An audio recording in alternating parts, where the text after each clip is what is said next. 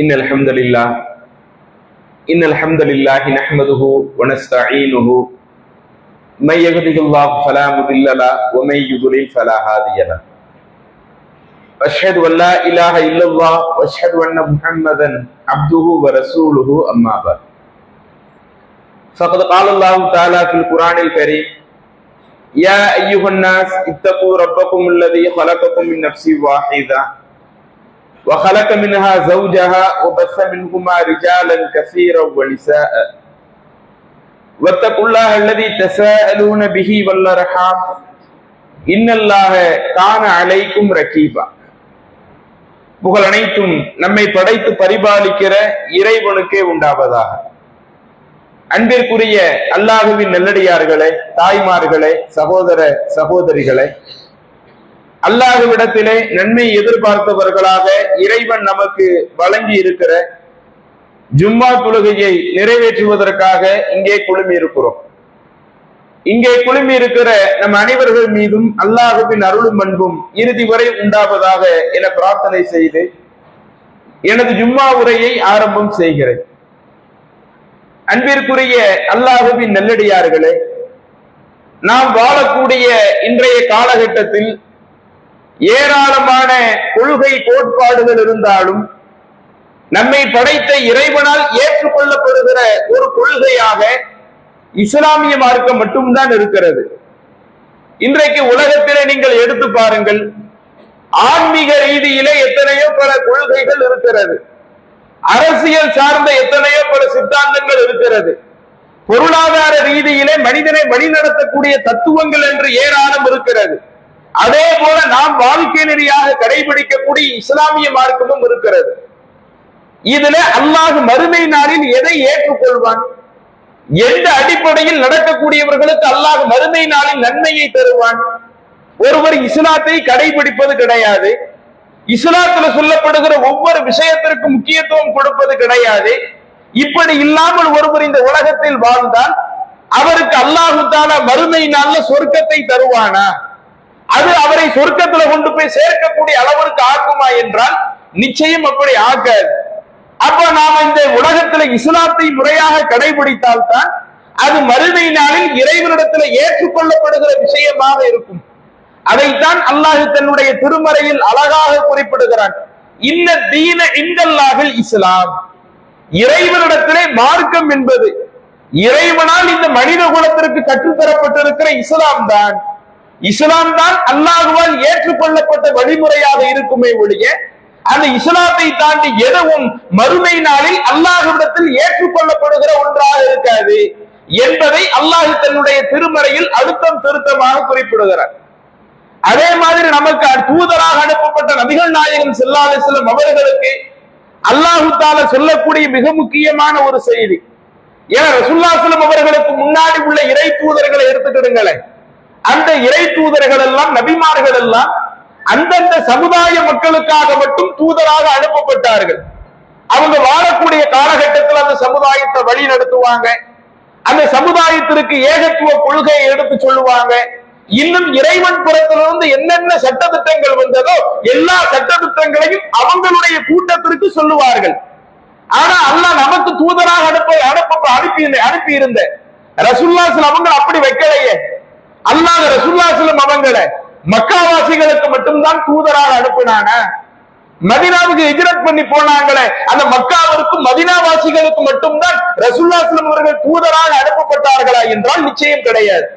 கியாம நாள் வரை இருக்கக்கூடிய எல்லா மனிதருக்கும் அல்லாஹ் தஆலா ரசூலுல்லாஹி ஸல்லல்லாஹு அவர்களை தூதராக, இறுதி தூதராக அனுப்பிவிட்டார். எந்த அளவுக்கு இவங்களுக்கு பிறகு வேற யாரும் நபிமார்கள் வரமாட்டார்கள், இவர்களோடு நான் என்னுடைய தூதத்துவத்தை முடித்துக் கொள்கிறேன் என்று அல்லாஹ் தஆலா தன்னுடைய இறுதி தூதராக முஹம்மது நபி ஸல்லல்லாஹு அலைஹி வஸல்லம் அவர்களை அனுப்பி அவங்க மூலமாக கியாம நாள் வரை இருக்கக்கூடிய மக்களுக்கு அல்லாஹ் தஆலா இந்த இஸ்லாத்தை வழிகாட்டுறானே. அப்படிப்பட்ட சிறப்பு மிக்க அந்த தூதருக்கு அல்லாஹ் குர்ஆன்ல சொல்லக்கூடிய அறிவுரை என்ன தெரியுமா? குர்ஆன்ல சூரா மாயிதாவுல அல்லாஹ் தஆலா ஒரு 3 வசனங்களிலே குறிப்பிடுகிறார். வஅன்ஸல்னா இலைக்கல் கிதாப பில் ஹக் முஸத்திகல் லிமா பைன யதைஹி மினல் கிதாபி வ முஹைமினன் அலைஹி. நபியே, நாம் உமக்கு இந்த உண்மையான வேதத்தை அருளி இருக்கிறோம். உண்மையான இஸ்லாத்தினுடைய வழியை நாம் உமக்கு அருளி இருக்கிறோம். இந்த இஸ்லாம் என்பது எப்படிப்பட்டது? இதற்கு முன்னாடியும் நபிமார்களுக்கு வேதங்கள் கொடுக்கப்பட்டது. அந்த வேதங்களை எல்லாம் உள்ளடக்கி அதை உண்மைப்படுத்தக்கூடிய ஒரு வேதத்தை நபியே நாம் உமக்கு அருளி இருக்கிறோம் அப்படின்னு அல்லாஹ் சொல்லிட்டு அடுத்து அல்லாஹ் சொல்லுகிறான், இவர்களுக்கு மத்தியில் நீங்கள் அல்லாஹ் இறக்கிய சட்டத்தின் அடிப்படையில் தான் தீர்ப்பளிக்க வேண்டும். அல்லாஹ் தஆலா எப்படிப்பட்ட ஒரு வாசகத்தை பயன்படுத்துறான் பாருங்க. நீங்க சொல்லக்கூடிய தீர்ப்பு உங்க காலத்துல உள்ளவங்களுக்கு மட்டும் கிடையாது. கியாம நாள் வரை யாரெல்லாம் முஸ்லிம்களாக இந்த உலகத்தில் வாழ இருக்கிறாங்களோ எல்லாத்திற்கும் உங்க மூலமாகத்தான் சட்டம் போகுது. அப்படி உங்கள் மூலமாக அந்த சட்டம் செல்லும் பொழுது நீங்கள் அவர்களுக்கு அளிக்கக்கூடிய தீர்ப்பு எப்படிப்பட்ட தீர்ப்பாக இருக்கணும்? இறைவன் இறக்கிய அடிப்படையில் நீங்கள் அவர்களுக்கு தீர்ப்பளியுங்கள். இறைவனிடமிருந்து உங்களுக்கு சரியான கொள்கை வந்த பிறகு நீங்க என்ன செஞ்சிடாதீங்க, இந்த அவங்களுடைய மனோ இச்சைகளின் அடிப்படையில் நீங்க பின்பற்றி போயிடாதீங்க. எதுவாக இருந்தாலும் அல்லாஹ் சொன்ன சட்டம் தான் அவர்களுக்கு சொல்லப்பட வேண்டுமே ஒழிய இந்த மக்களுடைய மனோ இச்சைகளை இந்த இஸ்லாத்தில் புகுத்துகிற அந்த ஒரு நிலையை நீங்கள் எடுத்துக்கொள்ளாதீர்கள். ரசூலுல்லாஹ் எப்போது அப்படி செஞ்சதே கிடையாது. தன்னுடைய சுய விருப்பத்தை கூட இந்த மார்க்கத்தில் அல்லாஹ்வுடைய தூதர் திணிச்சதே கிடையாது. அப்படி இருந்தும் அல்லாஹ் தன்னுடைய தூதருக்கு என்ன வழிகாட்டுதான்? முழுக்க முழுக்க அல்லாஹ் சொன்ன சட்டத்தின் அடிப்படையில் தான் நீங்கள் இவர்களை வழி நடத்த வேண்டும். இந்த முஸ்லிம்களும் அப்படித்தான் தங்களுடைய வாழ்க்கையை அமைக்க வேண்டும். ஒவ்வொருவருக்குமே நாம மார்க்க சட்டங்களை ஆக்கி இருக்கிறோம், வழிமுறையை ஆக்கி இருக்கிறோம். அல்லாஹ் நாடு இருந்தால் உங்கள் அனைவரையும் ஒரே சமுதாயமாக ஆக்கியிருக்கிறார். உங்களை பல்வேறு சமுதாயமாக பிரித்திருப்பதே இறைவன் உங்கள் ஒவ்வொருவருக்கும் தனித்தனியான அந்த சட்டங்களை கொடுத்து அதுல நீங்க எப்படி நடக்கிறீங்க, உங்களுடைய வாழ்க்கை முறை எப்படி இருக்கிறது என்று அல்லாஹ் உங்களை சோதிப்பதற்காகத்தான் உங்களை ஒரே சமூகமாக ஆக்கவில்லை. வலாக்கில்லி எவ்வளவுக்கும் சீமா ஆக்காக்கும், இறைவன் வழங்கிய விஷயத்தில் நீங்கள் சரியாக நடக்கின்றீர்களா என்று உங்களை சோதிப்பதற்காக உங்களுக்கு ஒவ்வொருவருக்குமே நாம மார்க்க சட்டத்தை வழங்கி இருக்கிறோம் அப்படின்னு அல்லாஹ் சொல்லி காட்டுறார். இன்னும் அதற்கு அடுத்தடுத்த வசனங்கள் எல்லாம் இந்த கருத்தை தான் எடுத்து சொல்லுகிறது. இதுல நாம கவனிக்க வேண்டிய மிக முக்கியமான ஒரு செய்தி, காலம் ஒவ்வொரு காலகட்டமும் மாறிக்கொண்டே இருக்கிறது. நம்மளுடைய ஊரினுடைய நிலையை எடுத்து பாருங்க. ஒரு 40 வருஷத்துக்கு முன்னாடி நாம பொருளாதாரத்துல எப்படி இருந்தோம்? ஒரு 50-60 வருஷத்துக்கு முன்னாடி பொருளாதாரத்தில் எவ்வளவு சிரமப்படக்கூடிய நபர்களாக இருந்தோம். சாப்பாட்டிற்கே கடுமையான சிரமத்தை தவிர்த்து சிரமப்படக்கூடிய ஒரு ஊராகத்தான நம்மளுடைய ஊர் இருந்தது. ஆனால் இன்றைக்கு அல்லாஹ் தஆலா எப்படி நம்மளுடைய வாழ்க்கை முறையை மாற்றி காட்டி இருக்கிறார். கடந்த காலத்துல உணவுக்கு கஷ்டப்பட்ட மாதிரி இன்னைக்கு உணவுக்கு கஷ்டப்படக்கூடிய ஆட்கள் யாரும் இல்லை. அதே மாதிரி கடந்த காலத்துல வீடு வசிப்பதற்கு ஒழுங்கான வீடு இருக்காது.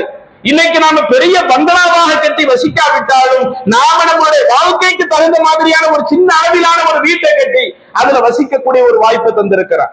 கடந்த காலத்தை ஒப்பிடுகிற பொழுது ஏராளமான மாற்றங்கள் இன்றைக்கு நமக்கு மத்தியில் இருந்தாலும் இதுல என்ன நாம கவனிக்கணும்னா நம்மளுடைய வாழ்க்கை தான் மாறணுமே ஒழிய நாம் பின்பற்றக்கூடிய இஸ்லாமிய விஷயங்கள் மாறலாமா? நாம ஏற்று இருக்கக்கூடிய அந்த மார்க்கத்தை கடைபிடிப்பதிலிருந்து நாம விலகி போடாம. ஆனால் இன்றைக்கு கொஞ்சம் கொஞ்சமாக விலகி போய் கொண்டிருக்கிறோம். அல்லாஹ் தன்னுடைய திருமறையில் சொல்லுகிறானே, யா அய்யுஹல்லதீன ஆமனு தக்குல்லாஹ ஹக்க துகாத்தி, நம்பிக்கையாளர்களே நீங்கள் அல்லாஹ்வை அஞ்ச வேண்டிய முறைப்படி அஞ்சுங்கள். வலா தமூதுன்ன இல்லா வ அன்தும் முஸ்லிமூன். இப்ப எப்படி நீங்க இறை நம்பிக்கையாளர்களாக இருக்கிறீர்களோ, இஸ்லாத்தை கடைபிடிக்கக்கூடிய நபர்களாக இருக்கிறீர்களோ, நீங்கள் மரணிக்கக்கூடிய கடைசி காலகட்டம் வரை உங்களுடைய மரணம் கூட இந்த இஸ்லாத்தில் தான் இருக்க வேண்டுமே ஒழிய அந்த இஸ்லாத்தை விட்டு வெளியே போய் உங்களுக்கு மரணம் அமைஞ்சிட வேண்டாம் என்று அல்லாஹ் தஆலா ஒவ்வொரு இறை நம்பிக்கையாளர்களுக்கும் குர்ஆன்ல அறிவுரை சொல்றானே. இன்னைக்கு நம்மளுடைய வாழ்க்கையை எடுத்து பாருங்க, எவ்வளவு விஷயங்கள் நாம் இந்த மார்க்கத்தை விட்டு வெளியே போய்கிட்டு இருக்கோம். இஸ்லாமுடைய சட்டத்திட்டத்தை கொஞ்சம் கொஞ்சமாக புறக்கணிச்சுக்கிட்டு இருக்கிறோம். இன்னும் சொல்ல போனால் சில விஷயத்தை அல்லாஹ்வுடைய தூதர் வெளிப்படையாகவே சொன்னார்கள். இதுவெல்லாம் இந்த இஸ்லாத்திலிருந்து ஒருவனை வெளியேற்றக்கூடிய காரியங்களாக இருக்கிறது என்று எப்படி சொல்லி காட்டுறாங்க. வலா யஸ்னி ஸானி ஹீன யஸ்னி வஹுவ முஃமின், ஒருவன் விபச்சாரம் செய்கிற இருக்கிறான் என்று சொன்னால் அவன் இறைவனை ஏற்று இருக்கக்கூடிய நிலையில், இறை நம்பிக்கையாளராக இருக்கிற நிலையில் அந்த தப்பு பண்ண மாட்டான். இந்த தப்பு ஒருவனை அவன் ஏற்றிருக்கிற இணை நம்பிக்கையிலிருந்து வெளிப்படுத்தக்கூடிய ஒன்றாக இருக்கிறது. அதே போல வலா யஷ்ரபுல் ஹம்ர ஹீன யஷ்ரப், ஒருவன் மது அருந்துகிறான் என்று சொன்னால் அவன் முஸ்லிமாக இருந்து கொண்டு மது அருந்துறதில்லை, அது கொஞ்சம் கொஞ்சமா அவனை இஸ்லாத்தை விட்டு வெளியேறுது என்று அல்லாஹ்வுடைய தூதர் எச்சரித்தார்களே. இன்றைக்கு நம்முடைய வாழ்க்கையை ஒப்பிட்டு பார்க்கிற பொழுது சில நேரங்களில் நாமும் இந்த விபச்சாரம் போன்ற குற்றத்தில் ஈடுபடாவிட்டாலும் அதை நோக்கி கொண்டு போய் தள்ளக்கூடிய சில விஷயங்கள்ல இன்றைக்கு நம்முடைய வாழ்க்கையை போய்கிட்டு இருக்குதா இல்லையா? நவீன காலம் எல்லாமே சோசியல் மீடியா. இன்றைக்கு இருக்கக்கூடிய சோசியல் மீடியாக்களை எடுத்துக்கொள்ளுங்கள். அதை நாம் எதற்கு பயன்படுத்துகிறோம்? எந்த மாதிரியான விஷயங்களுக்கு முக்கியத்துவம் கொடுக்கிறோம்? அந்த சோசியல் மீடியாவை மார்க்கம் சொன்ன முறைப்படி பயன்படுத்தக்கூடிய நபர்கள் எத்தனை பேர், மார்க்கம் சொல்லாத முறைப்படி பயன்படுத்தக்கூடிய நபர்கள் எத்தனை பேர்? கொஞ்சம் யோசிச்சு பாருங்க. வீட்டுல எல்லாருக்கும் போன் இருக்குது. பச்சை பிள்ளை பிறந்த பிள்ளையில இருந்து மரணிக்கக்கூடிய எல்லாருக்கும் தனித்தனியா ஒரு போனை வாங்கி கொடுத்திருக்கிறோம். இன்றைக்கு அந்த போன் நம்மை எப்படியெல்லாம் இஸ்லாத்தை விட்டு கொஞ்சம் கொஞ்சமா வெளியேற்றுது, மார்க்கத்தினுடைய அறிவுரைகளை விட்டு எப்படியெல்லாம் வெளியேற்றுகிறது, இன்னும் இன்றைக்கு நாம் இருக்கக்கூடிய இந்த நவீன கலாச்சாரம் எப்படியெல்லாம் நம்மை இஸ்லாத்தை விட்டு வெளியேற்றுகிறது என்று எடுத்து பார்த்தால் ஏராளமான விஷயங்களை நாம் சொல்லலாம். அதுல இன்றைக்கு நம்முடைய இளைய தலைமுறைகளை எடுத்துக்கொள்ளுங்கள். குறிப்பாக நம்முடைய சமூகத்தில் இருக்கக்கூடிய பெண்களை படிப்பதற்காக கல்லூரிக்கு அனுப்பி வைக்கிறோம், காலேஜுக்கு அனுப்பி வைக்கிறோம். படிக்கிறது மார்க்கத்துல உள்ளதுதான். ஒரு பெண்மணி இந்த உலகத்துல உலக கல்வியையும் வளர்த்துக் கொள்ள வேண்டும், மார்க்க கல்வியும் வளர்த்துக்கணும். அந்த ரெண்டும் இருந்தால்தான் ஒரு ஆள் உலக கல்வி இருந்தால் இந்த உலகத்துல நம்முடைய வாழ்க்கையை திறம்பட அமைக்கலாம். மார்க்க கல்வியும் இருந்தால் மறுமைக்காகவும் தன்னுடைய வாழ்க்கையை திறம்பட அமைக்கலாம். அப்ப பெண்களுக்கு இரண்டு கல்வி என்பது ரொம்ப அவசியம். ஆனால் இன்றைக்கு மேற்படிப்பு படிக்கக்கூடிய நம்முடைய சமூக பெண்களுடைய நிலை எப்படி இருக்கிறது?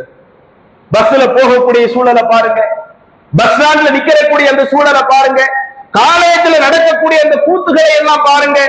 ஒரு ஆண் ஒரு பெண்ணோடு தனித்து இருக்க கூடாது என்பது மார்க்க சட்டம். இதுவெல்லாம் நமக்கு தெரியாதா? அல்லாஹ்வுடைய தூதர் அதையெல்லாம் சொன்னதை நம்ம அறிஞ்சிருக்க மாட்டோமா?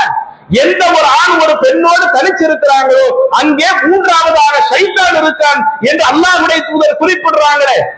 அதே மாதிரி ரசூலுல்லாஹி ஸல்லல்லாஹு அலைஹி வஸல்லம் அவங்களுடைய காலத்துல அல்லாஹ்வுடைய தூதர் ஆண்களை எச்சரிக்கிறாங்க, ஈயாக்கும் வதுஹூல் அலன் நிசா, பெண்கள் இருக்கிற அந்த சபையில நீங்க போறத நான் எச்சரிக்கிறேன். அப்பதான் அன்றைக்கு ஒரு கேள்வியும் கேட்கிறாங்க ரசூலுல்லாஹி ஸல்லல்லாஹு அலைஹி வஸல்லம், அல்லாஹ்வுடைய தூதரே அஃபரைத்தல் ஹம்வ, இந்த கணவனுடைய சகோதரர்கள் இருக்கிறாங்கல்ல அவங்களை பற்றி நீங்க என்ன நினைக்கிறீங்க? என்னுடைய கணவனுடைய அண்ணன் அல்லது என்னுடைய கணவனுடைய தம்பி அவங்களோடையும் ஒரு பெண் தனித்து இருக்க கூடாதா என்று கேட்கும் போது அல்லாஹ்வுடைய தூதர் சொன்னார்கள், அல் ஹபு அல் மவுத், அவர்கள் மரணத்திற்கு நிகரானவர்கள். அவர்களிடத்திலேயும் ஒரு பெண் கண்டிப்பாக என்ன செய்யணும்? அவங்க தனித்து இருக்கக்கூடிய ஒரு நிலையை வைத்துக் கொள்ளக் கூடாது. அடுத்தவர்களிடத்துல என்ன சட்டத்தை கடைபிடிப்பார்களோ அதே சட்டத்தை தான் கணவனோடு உடன் பிறந்த ஆணாக இருந்தாலும் கணவனோடு உடன் பிறந்த ஆண் அண்ணன் தம்பியாக இருந்தாலும் கடைபிடிக்கணும் அல்லாஹ்வுடைய தூதர் சொன்னாங்களே. இந்த அளவுக்கு வழிகாட்டப்பட்ட மார்க்கத்தில் இருந்துகிட்டு சில நேரங்களில் நம்ம சமூக பெண்களுடைய செயல்பாடுகளை நாம சமூக வலைதளங்கள்ல பார்க்கிறோம், சொல்வதற்கே கூச்சப்படக்கூடிய அளவுக்கு இருக்குது. எந்த ஒரு கூச்ச உணர்வுமே இல்லை.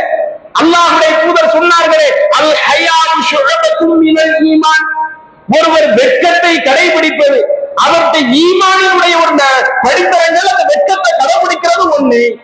ஈமானுக்கு நிறைய கிளைகள் இருக்குதுங்க. அதுல ஒரு ஆள் வெட்க உணர்வோடு இருப்பாங்கல்ல, அந்த வெட்க உணர்வும் அது ஈமானினுடைய கிளைகள்ல உள்ள ஒண்ணுன்னு ரசூலுல்லாஹி சொன்னாங்களே. அந்த வெட்க உணர்வு அறவே இல்லாமல் ஒரு பொது வெளியாக இருக்குது.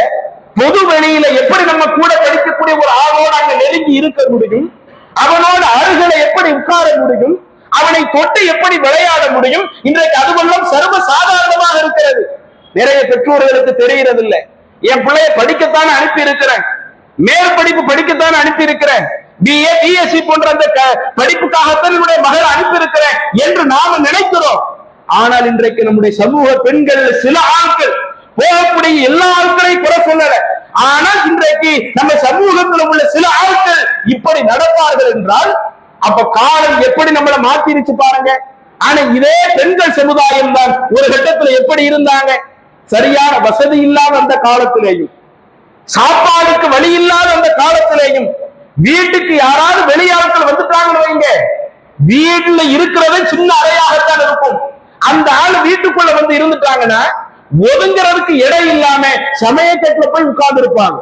அந்த ஆள் போன பிறகுதான் அந்த வீட்டும் அவங்க வந்து சகத்தி நிலைக்கு அந்த வீட்டுக்குள்ள வருவாங்க. அந்த அளவுக்கு வெட்க உணர்வை கடைபிடித்த நம்முடைய சமுதாயம், நாகரிகம் வளர்ந்து விட்டது, கலாச்சாரங்கள் வளர்ந்து விட்டது என்று சொல்லி அந்த வெட்க உணர்வை கொஞ்சம் கொஞ்சமாக ஒதுக்கி வைத்ததனுடைய விளைவு, அல்லாஹ்வுடைய தூதர் சொன்னாங்களே, அந்த வெட்கம் என்பது ஈமானினுடைய ஒரு கிளையாக இருக்கிறது, அந்த வெட்கத்தை ஒதுக்கி வைத்ததனுடைய விளைவு இன்றைக்கு நாமும் மற்ற சமூகத்தை போல ரொம்ப கேஷுவலாக நடக்கிறாங்க, ரொம்ப சர்வ சாதாரணமாக நடக்கிறாங்க.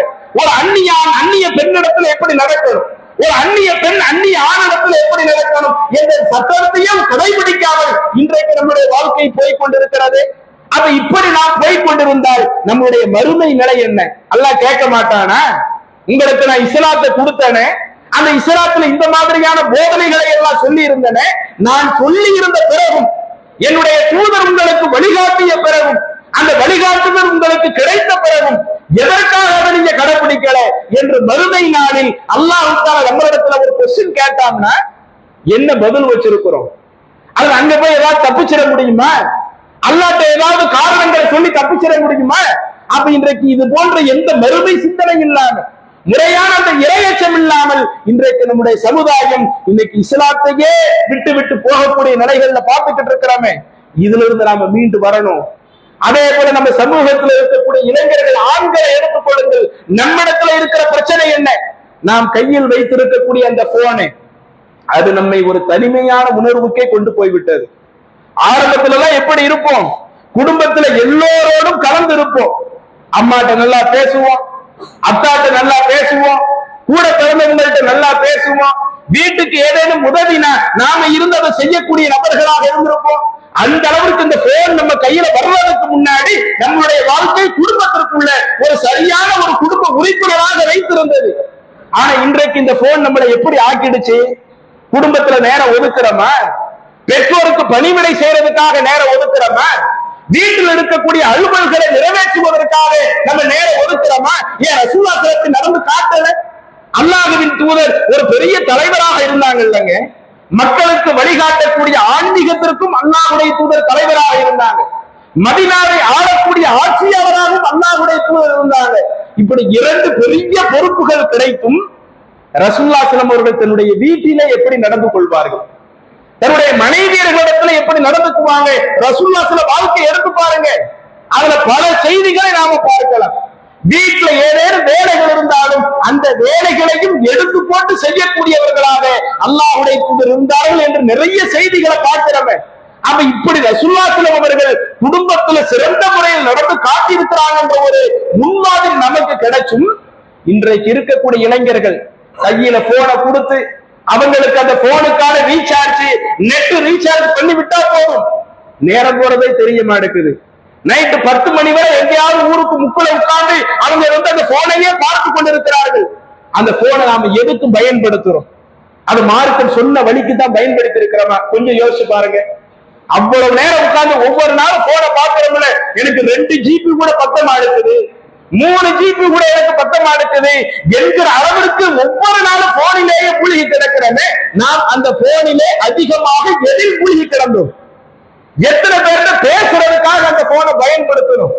வீட்டுல குடும்ப உறுப்பினர்கள்ட்ட பேச மாட்டோம். அப்படி பேசுறதா இருந்தாலும் அந்நிய பெண்களோடு பேசுறதுக்காக நிறைய பேர் போன்களை பயன்படுத்துறாங்க. அல்லது அப்படி பேசுறது இல்லாவிட்டாலும் சமூக வலைதளங்கள்ல, பேஸ்புக்ல நீங்க போடக்கூடிய அந்த பதிவுகளை பாருங்க, வாட்ஸ்அப்ல போடக்கூடிய பதிவுகளை பாருங்க, இன்ஸ்டாகிராம்ல போடக்கூடிய அந்த பதிவுகளை பாருங்க. அதுலேயே முழுக்க முழுக்க மார்க்க வரம்புகளுக்கு மீறி ஏராளமான விஷயங்கள்ல நாம் அதிலேயே மூழ்கி கிடக்கிறோமே. இதைத்தான் அல்லாஹ் தன்னுடைய திருமறையில கடுமையை எச்சரிக்கிறார். சொர்க்கத்துக்கு சொர்க்கவாசிகள் போயிடுவாங்க, நரகத்துக்கு நரகவாசிகள் போயிடுவாங்க. இப்படி சொர்க்கத்திற்கும் நரகத்திற்கும் அதற்குரிய ஆட்கள் அனுப்பப்பட்ட பிறகு சொர்க்கவாசிகள் நரகவாசிகளை பார்த்து கேட்பாங்களா, மா சலக்கக்கும் ஃபீ ஸகர், இப்படி நரகத்துல வந்து கிடக்குறீங்களே, எதுக்கு நரகத்துக்கு வந்தீங்கன்னு கேட்கும் பொழுது அவங்க ஒவ்வொரு விஷயமா பட்டியலிடுவாங்க. நாங்க என்ன செய்யல, தொழுகக்கூடிய ஆட்களாக இருக்கவில்லை, ஏழைக்கு உணவளிக்கக்கூடிய ஆட்களாக இருக்கல அப்படின்னு சொல்லிட்டு அடுத்து சொல்லுவாங்களாம், சிலர்கள் தங்களுடைய வாழ்க்கையை வீணா கழிச்சாங்க, தேவையற்ற காரியத்திற்காகவே தன்னுடைய வாழ்க்கையை கழிச்சாங்க. அவங்களோடு சேர்ந்து நாங்களும் எங்களுடைய வாழ்க்கையை வீணாக தேவையற்ற விஷயங்களை கழித்து விட்டோமே, அது எங்களுடைய இந்த உலக வாழ்க்கையை நாசமாக்கிடுச்சு என்று மறுமை நாள்ல புலம்புறாங்கன்னா அங்க புலம்பு என்ன செய்ய? அதுக்கு பிறகு அல்லாஹ் வாய்ப்பு தருவானா? சரி, இப்ப நீ உணர்ந்துட்ட, நரகத்துல கிடந்தப்ப இப்ப நீ உணர்ந்துட்ட, இனிமே நான் ஒரு உலகத்துல படைக்கிறேன், அந்த உலகத்துல உன்னைய ஒரு ஆளை ஆக்குறேன், இனிமே நீ கரெக்டா இருந்துக்க என்று அல்லாஹ் அடுத்து வாய்ப்பு தருவான? நமக்கு வாய்ப்பெல்லாம் இந்த உலகத்துல வாழும் காலம் வரந்தான். என்றைக்கு நாம் இந்த உலகத்தை விட்டு கடந்து சென்று விட்டோமோ, நம்முடைய உடலில் இருந்து என்றைக்கு உயிர் பிரிந்து விடுகிறதோ அதற்கு பிறகு நாம எதுவும் செய்ய முடியாது, எந்த நல்லறங்களை செய்ய முடியாது. பாவங்கள் செய்திருந்தாலும் நாம் இப்பயே அந்த பாவத்திற்கு மன்னிப்பு கேட்டு திருத்துறதுக்கு ஒரு வாய்ப்பு இருக்கு. அல்லாஹ் வாழக்கூடிய நம்ம ஒவ்வொருவருக்குமே ஒரு அவகாசத்தை கொடுத்து வச்சிருக்கிறார். இந்த அவகாசத்தை இல்ல நான் மீண்டும் திருந்த மாட்டேன், இஸ்லாத்துக்கு மாற்றமாத்தான் நடந்துக்குவேன், மார்க்கம் சொல்லக்கூடிய ஒழுங்குமுறைக்கு மாற்றமாத்தான் நடந்துக்குவேன், நான் சமூக வலைதளங்களை பயன்படுத்தினாலும் மார்க்கத்திற்கு மாற்றமான விஷயத்துக்கு தான் பயன்படுத்துவேன் என்று கிடைக்கக்கூடிய அவகாசத்தை நாம பயன்படுத்தாம போனாலும் மறுமையில கை செய்தப்பட வேண்டியிருக்குமே. அதே மாதிரி சில ஆட்களுடைய மரண தருவாயை பற்றி அல்லாஹ் தன்னுடைய திருமறைன்னு சொல்லி காட்டுகிறார். சில ஆட்களுடைய உயிரை கைப்பற்றுவதற்காக மலக்குமார்கள் வருவாங்க. மலக்குமார்கள் உயிரை கைப்பற்றுகிற பொழுது அப்போது அந்த மனுஷன் சொல்லுவானா, என் உசுரை இப்ப எடுத்துறாதீங்க, எனக்கு இன்னும் கொஞ்சம் வாழக்கூடிய வாய்ப்பு கொடுங்க. அப்படி நீங்க வாழக்கூடிய வாய்ப்பு கொடுத்தால் அக்கும் மின சாலிஹீன், இதுவரை நான் நல்லறங்கள் செய்யாம இருக்கிறேன், நல்லவனாக நான் வாழாம இருந்திருக்கிறேன், இனிமே அப்படி இருக்க மாட்டேன், என்னுடைய வாழ்க்கையை நான் மாற்றி நான் நல்லவனா மாறிடுவேன், எனக்கு ஒரு வாய்ப்பு கொடுங்க என்று அல்லாஹ்விடத்துல வாய்ப்பு கேட்கும் பொழுது அல்லாஹ் வாய்ப்பு தருவான? அவனுக்கு அவகாசம் தருவான? சரி, இன்னும் நீ சில வருஷங்கள் இந்த உலகத்துல வாழ்ந்துக்க என்ற வாய்ப்புகள் அவகாசங்கள் வழங்கப்படாது. அப்ப எப்ப நமக்கு மரணம் வரும்னு தெரியாது. அதற்கு முன்னாடியே நாம் நம்மளுடைய வாழ்க்கையை திருத்திக் கொண்டு எதிலெல்லாம் நாம் இஸ்லாமிய வரம்புகளை மீறி நடக்கிறோமோ, அல்லாஹ் சொன்ன சட்டத்துக்கு மாற்றமா நடக்கிறோமோ, அதனாலதான் அல்லாஹ் தன்னுடைய தூதருக்கு சொன்னார், இந்த மனித சமூகத்தை வழிநடத்துகிற பொழுது முழுக்க முழுக்க இறைவன் சொன்ன சட்டத்தின் அடிப்படையிலே வழிநடத்துவீங்க. இவங்க கடைசி வரை அல்லாஹ் சொன்ன சட்டத்தின் அடிப்படையில் தான் இந்த மனிதர்கள் நடக்க வேண்டும் ஒழிய அல்லாஹ் சொன்ன சட்டத்திற்கு மாற்றமாக இந்த மனிதர்கள் அவங்க வாழ்க்கை அமைச்சிடக் கூடாது என்பதை அல்லாஹ் பல சட்டங்கள்ல ரசூலுல்லாஹ் அவங்க மூலமாக வழி நடத்துறாங்க குர்ஆன்ல. அப்ப இதையெல்லாம் பார்க்கக்கூடிய நாம நம்மளுடைய வாழ்க்கையில ஏதேனும் இதுல மாற்றங்கள் இருக்குதா? இந்த நவீன உலகம் அதுல ஏற்படக்கூடிய பல மாற்றங்கள் அது மார்க்கத்துல நல்ல விஷயமாக இருந்தா பிரச்சனையே இல்லை, மார்க்கம் தடுக்காத விஷயமா இருந்தா பிரச்சனையே இல்லை. ஆனால் மார்க்கம் தடுத்த விஷயங்கள் அது எதுவாக இருந்தால், ஒழுக்கம் சார்ந்த விஷயமாக இருக்கட்டும், பொருளாதாரத்தை செலவு செய்யக்கூடிய விஷயமாக இருக்கட்டும், நிறைய பொருளாதாரத்தை திரட்டுகிற விஷயமாக இருக்கட்டும், எதுவாக இருந்தாலும் அல்லாஹ் சொன்ன ஒரு விஷயமாக இருந்தால் அதை நீங்கள் தாராளமாக செய்து கொள்ளுங்கள். அல்லாஹ் தடுத்த, அல்லாஹ்வின் தூதரால் தடுக்கப்பட்ட ஒரு விஷயமாக இருந்தால் இந்த நவீன காலம் நம்மை முழுக்க முழுக்க இஸ்லாத்தை விட்டு வெளியேற்றி அதனுடைய அந்த போக்கிலேயே நம்ம இழுத்துட்டு போயிடக்கூடாது. நாம் இதுல கொஞ்சம் கூடுதல் கண்ணும் கருத்துமாக இருக்க வேண்டும். அதே மாதிரி இந்த சந்தர்ப்பங்கள்ல அரசியல்ல உள்ள சில விஷயங்களையும் எடுத்து சொல்ல வேண்டியிருக்கிறது. அரசியல்ல என்ன, இன்றைக்கு சமீபமாக சில வீடியோக்களை எல்லாம் பார்க்கிறோம். ஒவ்வொருவரும் ஒரு குறிப்பிட்ட அரசியல் கட்சிக்குள்ள இருப்பாங்க, அதுல இருந்து பயணிப்பாங்க, அதுக்காக பிரச்சாரம் பண்ணுவாங்க. நாம் அதை விமர்சிக்கிறதுக்கு எதையும் வரல. இப்படி ஒவ்வொருவரும் எனக்கு இந்த கட்சி தான் பிடிக்குதுன்னு இருக்கிறாரு, அது அவருடைய தனிப்பட்ட விஷயத்துல உள்ளது. ஆனால் இன்றைக்கு அரசியலில் பயணிக்கக்கூடிய சில முஸ்லிம்களை எடுத்துக்கொண்டால் இன்றைக்கு இஸ்லாத்தினுடைய எல்லைகளை மீறுகிறார்களே, இஸ்லாத்தினுடைய வரம்புகளை மீறுகிறார்களே. அவர்கள் சார்ந்திருக்கக்கூடிய அரசியல் கட்சி தலைவர் ஒரு பிரஸ் மீட்டிங்ல உட்கார்ந்து பேட்டி கொடுக்கிறாரு, பக்கத்துல 2 இஸ்லாமிய பெண்கள் உட்கார்ந்துகிட்டு இருக்கிறாங்க. இது என்ன நடைமுறை? யாரு கற்றுத்தந்த நடைமுறை? இப்படி ஆண்கள் பெண்கள் இரண்டரை கலப்பது இதுதான் அல்லாஹ்வால் கற்றுத்தரப்பட்ட ஒரு நடைமுறைய? இதுதான் ரசூலுல்லாஹி ஸல்லல்லாஹு அலைஹி வஸல்லம் அவர்களால் கற்றுத்தரப்பட்ட நடைமுறைய? அல்லாஹ்வின் தூதரும் நமக்கு கற்றுத்தந்த சட்டம் என்ன? ஆணும் பெண்ணும் கலந்திருக்கக்கூடிய ஒரு சபையாக இருந்தாலும் ஆண்கள் தனியாக இருக்கணும், பெண்கள் தனியாக இருக்கணும். அதுதானே இந்த ரசூலுல்லாஹி கற்று தந்தாங்க. நாம் இன்னைக்கு தொழுகையை நிறைவேற்றுறோம்ல, அந்த தொழுகையில கூட இஸ்லாம் எப்படி நமக்கு சட்டம் வச்சிருக்குது? தொழுகையில முதல்ல ஆண்கள் வந்துருங்க, ஆண்கள் இங்க முதல்ல இருக்கணும், அதற்கு பிறகு சிறுவர்கள் இருப்பாங்க, அதுக்கு பிறகு பெண்கள் இருக்கணும் என்று இப்படி ஒரு தொழுகை எடுத்துக்கிட்டாலும் ஆண்கள் தனித்திருக்கிறது, பெண்கள் தனித்திருக்கிறது. வணக்க வழிபாடுகள் நிறைவேற்றக்கூடிய அந்த சபையாகவே இருந்தாலும் அந்த சபையிலேயும் மார்க்கம் என்னென்ன ஒழுக்க மாண்புகளை சொல்லித் தருகிறதோ அவ்வளவு ஒழுக்க மாண்புகள் கடைபிடிக்கப்படணுமே.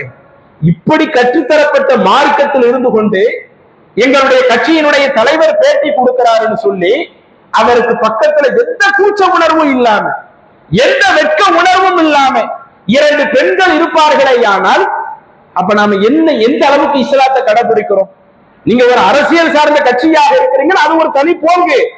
மார்க்கத்தின் அடிப்படையில் நடக்கணுமே. இந்த இஸ்லாம் தான் நம்முடைய மறுமை வெற்றிக்கு அது வித்திடக்கூடிய ஒன்றாக இருக்குது. அது இஸ்லாம் மறுமை வெற்றிக்கு வித்திடக்கூடிய ஒன்றாக இருக்கும் பொழுது எந்த அடிப்படையில நாம் இஸ்லாமிய சட்டத்தை இப்படி மாற்றமா நடக்கிறோம்? அல்லாஹ்வும் அல்லாஹ்வுடைய தூதரும் அனுமதிக்காத ஒண்ணு. அது இன்றைக்கு சோசியல் மீடியாக்கள்ல பார்க்கிற பொழுது இதை பார்க்கக்கூடிய மற்ற பெண்கள் நாமளும் அந்த மாதிரி நடந்துகிட்டா என்ன? ஆண்கள் பெண்கள் அப்படி ஒரு கேஷுவலாக நாம சர்வ சாதாரணமா இருந்துட்டா என்ன? எதுக்கு நாம இஸ்லாமிய சட்டத்தை கடைசி வரை கடைபிடிச்சுக்கிட்டு என்று மற்ற பெண்கள் வழிகெடுவதற்கு இது போன்ற சில ஆட்களுடைய நிலை காரணமாக இருக்குது. இப்படிப்பட்ட ஒரு நிலைமத்து நமக்கு வந்துடவே கூடாது. பொதுவாக முஸ்லிம்கள் நாம எப்படி இருக்கணும்? நம்மளுடைய வாழ்க்கையை பார்த்து அடுத்தவங்க திரும்புறதுக்கு, பல நன்மை செய்யறதுக்கு நாம ரோல் மாடலா இருக்கலாமே ஒழிய அடுத்தவங்க கெட்டு போறதுக்கு நாம ஒரு காலத்துல ரோல் மாடலா அமைஞ்சிடக்கூடாது. ஏன்னா அல்லாஹ்வுடைய தூதர் சொல்றாங்க, மன் சன்ன ஃபில் இஸ்லாமி சுன்னத்தன் ஹஸனத்தன், இஸ்லாமிய மார்க்கத்துல யார் ஒருவர் நல்ல விஷயத்தை கடைபிடிப்பாரோ, அப்படி நல்ல விஷயத்தை கடைபிடித்தால் அவர் நன்மை செய்வதற்கான கூலி அல்லாஹ் அவருக்கு கொடுத்துருவார்.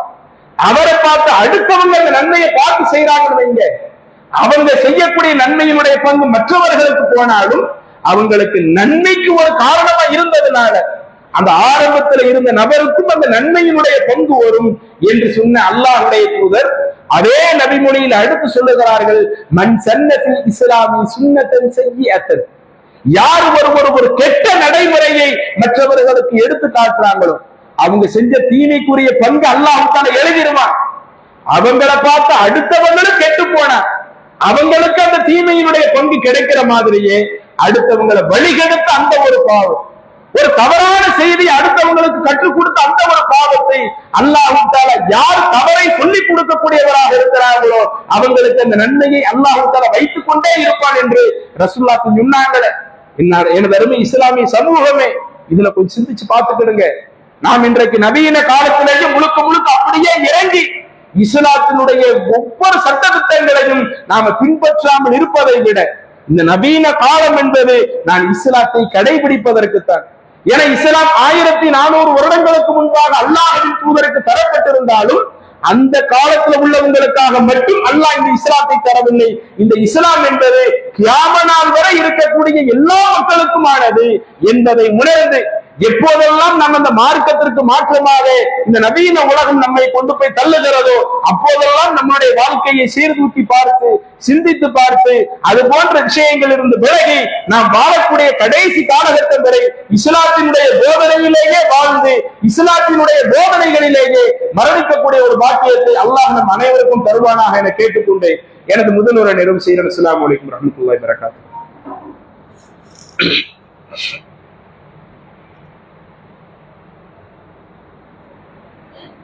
கொஞ்சம் முன்னாடி நெருங்கி வந்துருங்க, சில சகோதரர்கள் முன்னாடி நிற்கிறாங்க.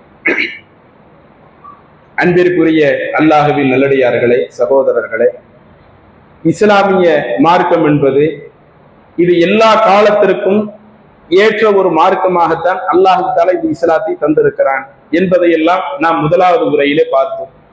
அதுல முஸ்லிம்களாக இருக்கக்கூடிய நாம இருக்கக்கூடிய அந்த நவீன வாழ்க்கை இஸ்லாத்தை விட்டு நம்மளை வெளியவும் கொண்டு போயிடக்கூடாது. இஸ்லாமிய போதனைகள்ல கொஞ்சம் கூடுதல் கவனம் எடுக்கக்கூடிய அளவுல நாம நம்மளுடைய வாழ்க்கை அமைக்கணும் என்பன போன்ற தகவல்களை எல்லாம் முதலாவது உரையில கண்டோம்.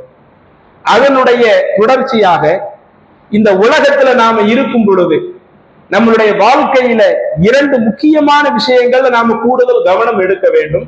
அல்லாஹுடைய தூதர் அப்படி நமக்கு சொல்லி காட்டுகிறார்கள். இன்ன துன்யா ஹதிரத்தும் சுல்பத்தும், இந்த உலக வாழ்க்கை என்பது அது ஒரு இனிமையான ஒரு வாழ்க்கை, பசுமையான ஒரு வாழ்க்கை. நம்ம நினைச்ச மாதிரி எல்லாமே இந்த உலகத்துல கிடைக்குதுன்னு வைங்க, இந்த உலகத்தை மாதிரி ஒரு இன்பம் நமக்கு எதுவும் இருக்காது. அந்த அளவுக்கு அல்லாஹ் இந்த உலகத்தை ஆக்கி வச்சிருக்கிறான். ஏன் அல்லாஹ் இந்த உலகத்தை இன்பமா ஆக்கி வச்சிருக்கிறான்? எதற்காக பசுமையாக ஆக்கி வச்சிருக்கிறான்? அதற்குரிய காரணத்தை அல்லாஹ் அப்படியே தொடர்ச்சியாக சொல்வதாக ரசூலுல்லாஹ் சொல்றாங்க. இன்னல்லாஹ முஸ்தக்லிஃபிக்கும் ஃபீஹா, இந்த இனிமையான உலகத்தில் உங்களை அல்லாஹ் ஒரு பிரதிநிதியாக ஆக்கியிருப்பது ஃபயன்துரு கைஃப தஅலமூன், நீங்க முழுக்க முழுக்க அந்த உலக இன்பத்திலேயே மூழ்கி போயிடுங்க என்பதற்காக அல்ல. ஃபயன்துரு கைஃப தஅலமூன், இந்த இனிமையான உலகத்தில் நீங்க எப்படி இருக்கிறீங்க? இறைவன் சொன்ன அடிப்படையில நடக்கிறீங்களா, அல்லது அல்லாஹ் சொல்லாத விஷயங்களை எல்லாம் நீங்க உங்களுடைய வாழ்க்கையில கடைபிடிக்கிறீங்களா என்று சோதிப்பதற்காகத்தான் இந்த உலகத்தையே ஒரு இனிமையான உலகத்தை ஆக்கிவிட்டு அதை அல்லாஹ் தஆலா நம்ம ஒவ்வொருவரையும் சோதிச்சுக்கிட்டு இருக்கிறான் என்று சொன்ன அல்லாஹ்வுடைய தூதர் அதுல இரண்டு முக்கியமான விஷயத்தை எச்சரித்தார்கள். ஒண்ணு ஃபத்தகு துன்யா, பொருளாதார விஷயத்துல நீங்கள் அதிகம் அல்லாஹ்வை அஞ்சி நடந்து கொள்ளுங்கள்.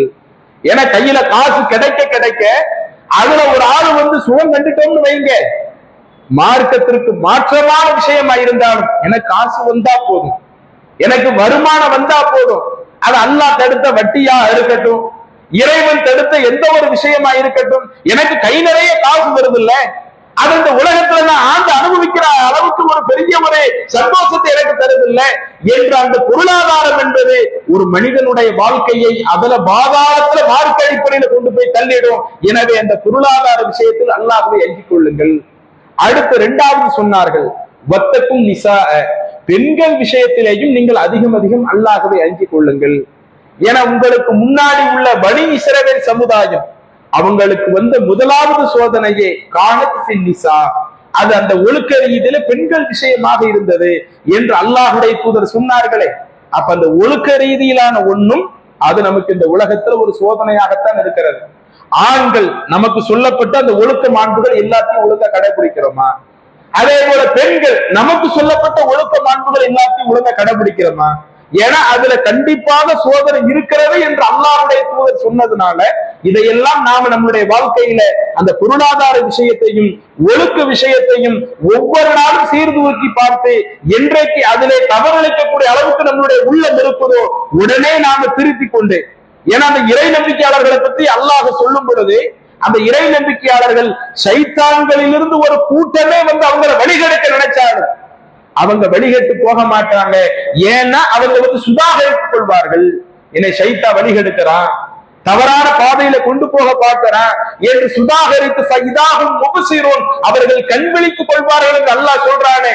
அதே போல இந்த உலகத்துல அந்த பொருளாதார விஷயங்களிலேயும் ஒழுக்க விஷயங்களிலேயும் சைத்தான் நம்மை தடம்புரல செய்து விடாமல் கடைசி வரை அதுல சரியாக நடக்கக்கூடியவனாக நாம வந்து அதுல ஒரு உறுதிப்பாடு உள்ளவர்களாக நாம இருக்கணும். அதற்காக அல்லாஹ்விடத்திலேயும் அதிகம் துஆ செய்து அதற்கேற்ப இந்த உலக வாழ்க்கையை பயணிப்போம். அல்லாஹ் சொன்ன அடிப்படையில வாழ்ந்து அல்லாஹ் சொன்ன அடிப்படையில நாம் மரணித்தோமே ஆனால் நிச்சயம் அந்த வாழ்க்கை நம்ம மறுமையில சொர்க்கம் செல்வதற்கு அது ஒரு சிறந்த ஒரு வாய்ப்பாக இருக்கும். அல்லாஹ் அந்த சொர்க்கத்தை அடையக்கூடிய நன்மக்களாக நம் அனைவரையும் ஆக்குவானாக என கேட்டு நிறைவு செய்கிறேன். வாஹிரு தஅவானா அனில் ஹம்துலில்லாஹி ரப்பில் ஆலமீன். அஸ்ஸலாமு